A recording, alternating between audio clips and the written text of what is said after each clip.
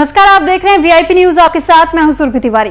तो 3 बजे की 3 बड़ी खबरों से आपको रूबरू कराएंगे। तो सबसे पहली खबर आपको बता दें, कोरोना से जुड़ी हुई है, जो कि छुट्टी पर है कोरोना, हम ऐसा कह रहे हैं, और इसके पीछे की क्या वजह है वो भी आपको बताएंगे। वहीं दूसरी खबर अगर आपको बताएं तो दूसरी खबर लालू यादव के बेल को लेकर के है कि उन्हें बेल दे दी गई है। और वहीं तीसरी खबर आपको बता दें, तीसरी खबर आ रही है, ये जो पूरे कानून व्यवस्था जिस तरीके से ध्वस्त हो रही है, जो कुव्यवस्था अगर स्वास्थ्य कर्मियों को लेकर के भी बात की जाए तो वहां से भी आ रही है। तो इन तमाम मुद्दों पर चर्चा करेंगे, तमाम तीनों बड़ी खबरों को लेकर के हम चर्चा करेंगे। लेकिन इससे पहले एक नजर सुर्खियों पर।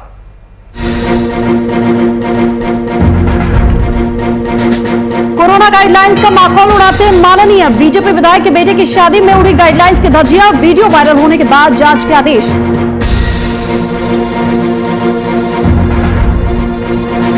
लालू के वकील ने सीबीआई कोर्ट में भरा बेल बॉन्ड, निजी मुचलके और जुर्माने की राशि जमा, सीबीआई कोर्ट ने जारी किया रिलीज ऑर्डर।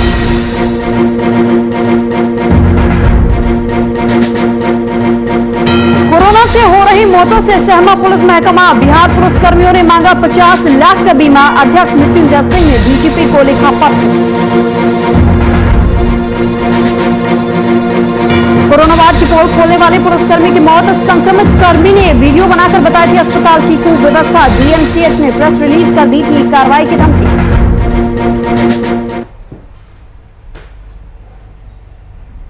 और अब आपको रूबरू कराते हैं इन 3 बड़ी खबरों से। जो सबसे पहली खबर है दरअसल बिहार के अररिया से है। बिहार में जारी कोरोना के कहर के बीच लोग कोविड गाइडलाइंस की धज्जियां उड़ाने से बाज नहीं आ रहे हैं। इस श्रेणी में आम हो या खास, सभी आगे हैं। कोरोना गाइडलाइंस के नियमों का माखौल उड़ाती ऐसी ही एक तस्वीर बिहार के अररिया जिले से आई है, जहां सत्ताधारी पार्टी के लोग खुलेआम कोविड गाइडलाइंस की धज्जियां उड़ा रहे हैं। मामला फारबिसगंज से बीजेपी विधायक विद्यासागर केसरी के बेटे की शादी पार्टी का है, जहां कोविड गाइडलाइंस की खुलेआम धज्जियां उड़ाई गई। पार्टी में भारी भीड़ के साथ कई लोगों ने मास्क तक नहीं पहना था। खास बात यह रही कि शादी पार्टी में जिले के तमाम वीआईपी लोग भी वहां पर पहुंचे हुए थे। तो ये पूरा मामला जो है बिहार के अररिया जिले का बताया जा रहा है, जहां पर बीजेपी के विधायक के बेटे की शादी की तस्वीरें भी हम आपको लगातार दिखा रहे हैं।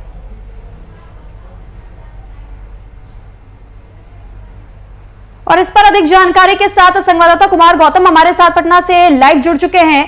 कुमार गौतम, सबसे पहले जानकारी आपसे यही चाहेंगे, जिस तरीके से अगर वीआईपी कल्चर की हम बात करें, क्योंकि अगर अररिया में इस तरीके से वीआईपी एक बीजेपी विधायक के बेटे की जब शादी थी, तो यहां पर खुले तौर पर जो गाइडलाइंस सरकार की तरफ से जारी की गई थी उसकी धज्जियां उड़ाई जा रही है। लेकिन इसको लेकर के क्या अब तक कोई एक्शन लिया जा रहा है या ऐसी कोई बातें सामने रखी जा रही हैं?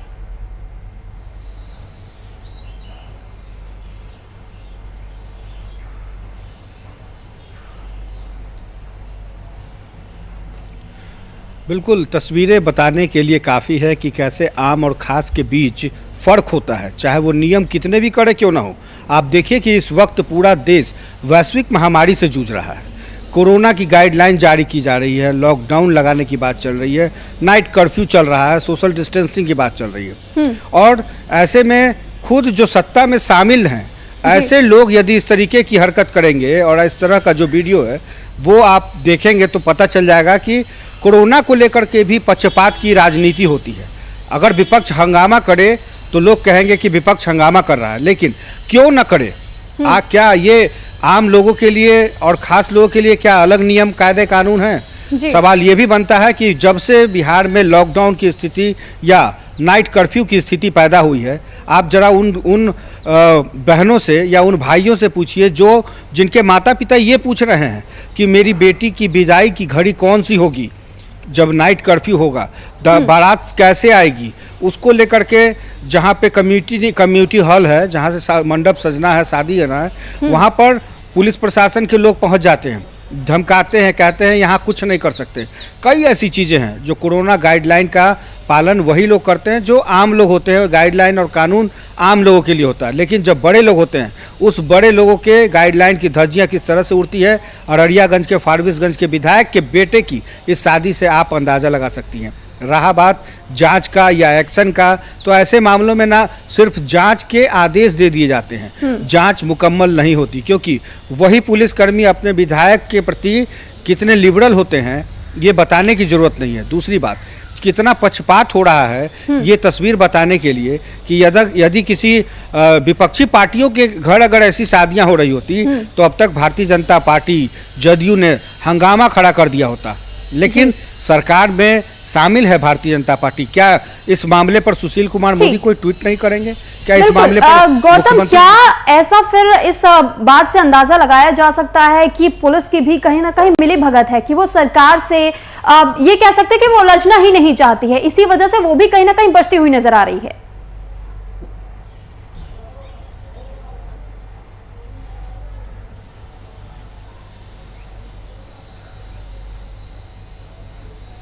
बिल्कुल, पुलिस प्रशासन वही काम करती है जो उसको लगता है कि मुनासिब है।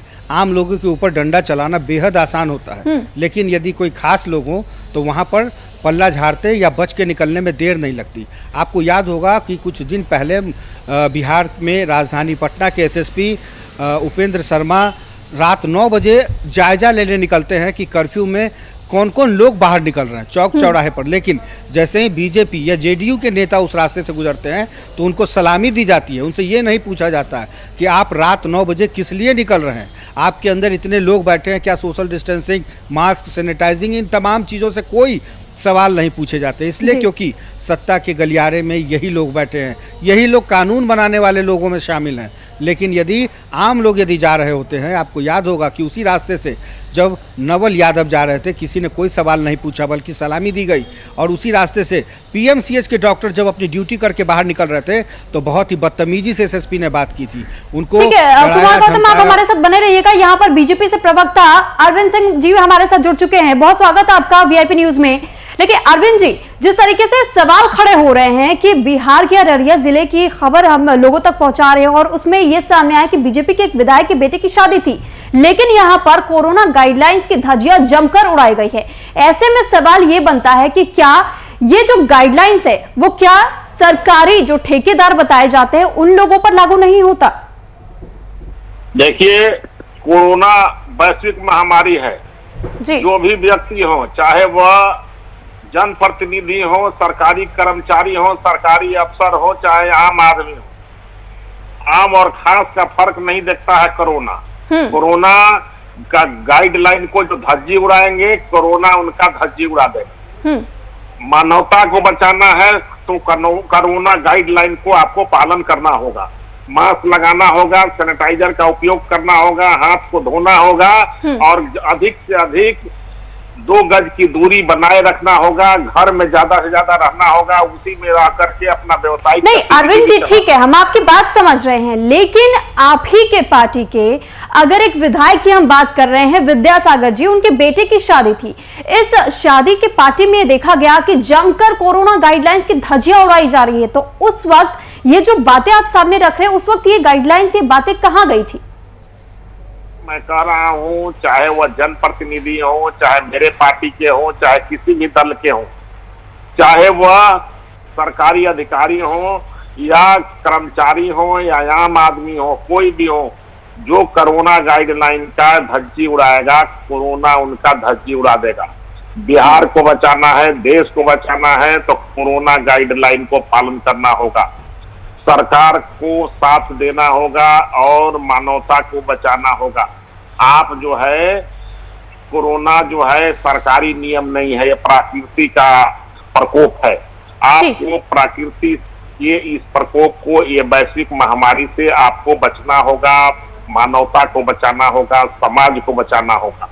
आपको कोरोना गाइडलाइन को पालन करना होगा, आपको मास्क लगाना होगा, सैनिटाइजर क्या इस्तेमाल करना होगा। अरविंद जी, माफी चाहूंगी आपसे, लेकिन शायद आप मेरा सवाल ठीक तरीके से समझ नहीं पाए। मैंने सिर्फ ये आपसे पूछा कि आप ही के पार्टी के एक विधायक के बेटे की शादी थी जहां पर इस तरीके से खुलेआम तौर पर कोरोना गाइडलाइंस की धज्जियां उड़ाई गई। क्या आपको लगता है ये कदम भी गलत था और उनके खिलाफ भी जांच बिठाई जानी चाहिए? जांच बैठ गई है, बिठानी नहीं जानी चाहिए जी। जो भी इस गाइडलाइन का गलत तरीका से उपयोग करेगा, चाहे वो कोई भी हो, आम हो, खास हो, बिहार में सरकार जो है किसी को बख्शती नहीं है। जो भी गलती करते हैं उसका सजा उनको मिलती है, चाहे कोई भी व्यक्ति हो, कितना हो बड़ा रसूखदार हो। जहां तक बात है ये कोरोना गाइडलाइन, ठीक, लेकिन आप कह रहे हैं अरविंद जी कि जांच तो बिठाई जा चुकी है, लेकिन क्या उसी प्रकार की जांच बिठाई गई है जैसे कि जब बीते कुछ दिन पहले की अगर हम बात करें तो मुन्ना शुक्ला के यहाँ पर भी इसी तरीके से कोरोना गाइडलाइंस की धज्जियां उड़ाई गई थी, उनके भी भतीजे का मुंडन हो रहा था और उस वक्त भी यही कहा गया था कि जांच बिठाई जाएगी। तो जांच बिठाई जाने की आवश्यकता ही क्यों पड़ती है? FIR हुआ, सारा चीज हुआ। देखिए बहुत लोग जो है अभी इस विषय को समझ नहीं पा रहे हो, वो बहुत बड़े बड़े लोग हैं या छोटे लोग, लेकिन बहुत विषय को समझ नहीं पा रहे हैं कि कोरोना है क्या, ये क्या कर लेगा, वो दिखाई नहीं पड़ रहा है। लेकिन जब वो लोग उलटना चालू हो रहे हैं, जब अस्पताल में जाना पड़ रहा है, जब वहां पर अपने अंतिम सांसों गिन रहे हैं, तब उनको समझ में आ रहा है। तो ये प्रशासन का खौफ अलग चीज है। आपको इस महामारी से बचना होगा और इसको समझना होगा कि हम सबको आज सर समझने समझाने की बातें तो आप तब करेंगे जबकि आप ही के जो ठेकेदार है, जो आप ही के पार्टी के जो कार्यकर्ता है, अगर वो इस बात को पहले समझ ले तब तो वो जनता को समझाएंगे। क्योंकि अक्षरा सिंह का नाम भी उस बार पिछली बार जब देखा गया था कि उनका नाम भी FIR में भी सामने आया था, उसके बाद FIR की कॉपी कहां तक पहुंची, इस बात की जानकारी किसी को नहीं मिली। पूर्वी जी, FIR की कॉपी जहां पहुंचनी चाहिए कानून वहां पहुंचा देगी। सबसे पहला चीज है कि मेरे पार्टी के हों चाहे किसी भी दल के हों, मैं सीधा बात बोल रहा हूं कि आप कोरोना के गाइडलाइन को अगर नहीं मानेंगे तो प्रकृति आपको माफ नहीं करेगा। ये वो सजा है जिसको कोई कानून आपको नहीं बचाएगा, सीधा ऊपर चले जाइएगा। इस सजा में सीधा मौत है। आप जो है इसको पालन करना होगा, चाहे कोई भी हो, कितने बड़े रसूखदार हो। चलिए ठीक, कोरोना उसको नहीं छोड़ता है। ठीक, बहुत शुक्रिया अरविंद जी आपका VIP न्यूज में जुड़ने के लिए और अपनी बात को रखने के लिए। कुमार गौतम संवाददाता हमारे लगातार हमारे साथ बने हुए हैं और आपसे जानेंगे कुमार गौतम जी, जिस तरीके से अभी आपने भी सुना कि कैसे अगर बात की जाए अरविंद सिंह की भी, तो उन्होंने भी किस तरीके से टाल मटोल पेश की अपनी बातों को लेकर के और उन्होंने साफ ये कहा कि चाहे कोई भी हो, चाहे कोई कितना ही रसूखदार क्यों ना हो, उसे कोरोना गाइडलाइंस का पालन करना चाहिए। जनता को वो कह रहे हैं कि गाइडलाइंस का पालन करें, लेकिन उन्हीं के लोग, उन्हीं के कार्यकर्ता इन गाइडलाइंस की जमकर धज्जियां उड़ा रहे हैं, लेकिन जांच कहां तक पहुंच रही है लोगों को पता नहीं चल रहा।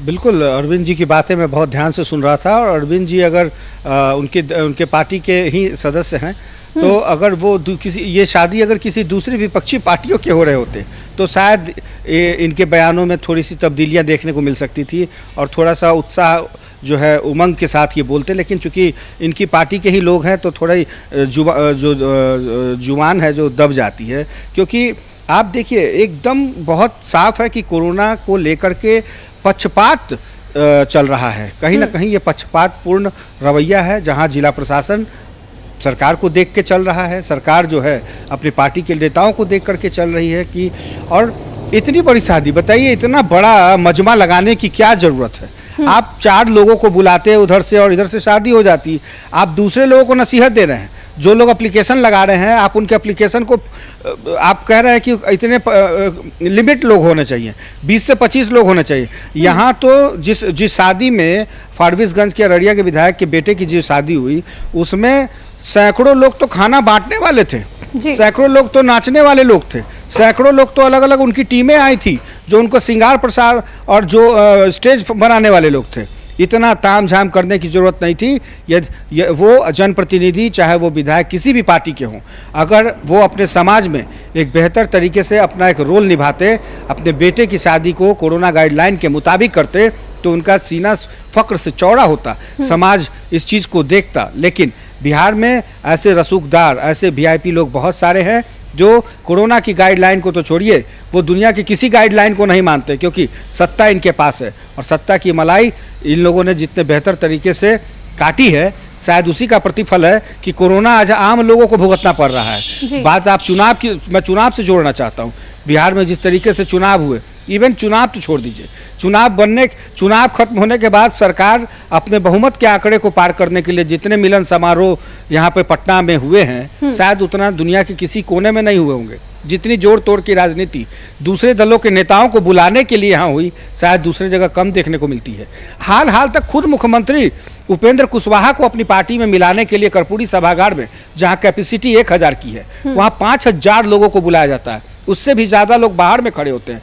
तो कहीं ना कहीं सरकार अगर मास्क लगाकर ये कहती कि आप सिर्फ उपेंद्र कुशवाहा आएंगे, उनके साथ 5 लोग आएंगे, ताम झाम करने की जरूरत नहीं होती। कोरोना ऐसे ही नहीं फैला है बिहार में। कोरोना के पीछे इन राजनेताओं का बहुत बड़ा रोल है, क्योंकि आम जनता कल भी वही काम कर रही थी जो आज कर रही है।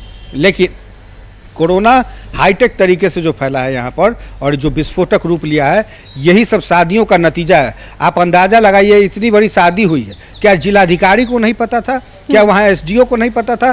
क्या उस इलाके के थानेदार को नहीं पता था? और अगर पता नहीं था तो फिर इससे बड़ा शर्मनाक बात हो ही नहीं सकता कि कोई जिलाधिकारी, कोई एसएसपी, कोई वहाँ का पुलिस कप्तान या फिर उस इलाके का थानेदार कोई ये कहे कि इतना बड़ा तामझाम हो गया और उनको पता नहीं। आप पटना के पीएनटी कॉलोनी, आर ब्लॉक, जहाँ पर छोटे छोटे कमेटी हॉल हैं, वहाँ पर पुलिस की गश्ती रहती है। उन लोगों ने साफ तौर पर दिशा निर्देश दिया है कि किसी की शादियाँ नहीं होगी।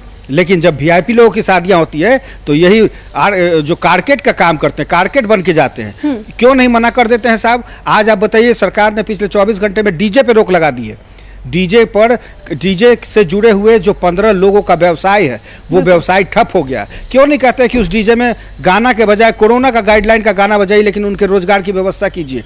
तो कई ऐसे सवाल हैं जिसके छोटे छोटे जवाब बहुत मुश्किल है दे पाने। लेकिन ऐसी तस्वीरें जब सामने आती है तो आप अंदाज़ा लगाइए, क्या फारबिसगंज बिहार से बाहर है? क्या फारबिसगंज में मुख्यमंत्री नीतीश कुमार का कानून नहीं चलता है? और अगर चलता है तो फिर सरकार के अंदर इतनी बड़ी हिमाकत करने की जो पेशकश हुई है, जो तस्वीरें बता रही है, ये कहीं ना कहीं क्या इनके लिए कोविड-19 की जो धाराएं हैं वो लागू नहीं हो सकती? जरूर हो सकती है। और जितनी जल्द से जल्द हो, अगर इनकी गिरफ्तारी होती कोविड-19 के धाराओं के तहत, तब जाकर के सरकार एक निष्पक्ष भाव से कोरोना गाइडलाइन को लेकर के एक बड़ी तस्वीर खींच सकती थी। लोग डरते, लोग सहम जाते, लेकिन ये तब सहमते जब जनप्रतिनिधि यही काम करेंगे, अपने बेटे की शादी तामझाम से करेंगे, तो फिर इसका अंदाजा लगाइए कि क्या होगा बिहार का। तो कहीं ना कुमार गौतम जी, बहुत शुक्रिया आपका तमाम जानकारी हम तक पहुंचाने के लिए। और वाकई ये गौर करने वाली बात है कि जो वीवीआईपी कल्चर है, जो वीआईपी कल्चर है, और ऐसे में तमाम लोग ये किस तरीके से कोरोना गाइडलाइंस की धज्जियां उड़ा रहे हैं, लेकिन इनसे कोई सवाल नहीं करता। और यहां रुकेंगे एक छोटे से ब्रेक के लिए, जल्द हाजिर होंगे।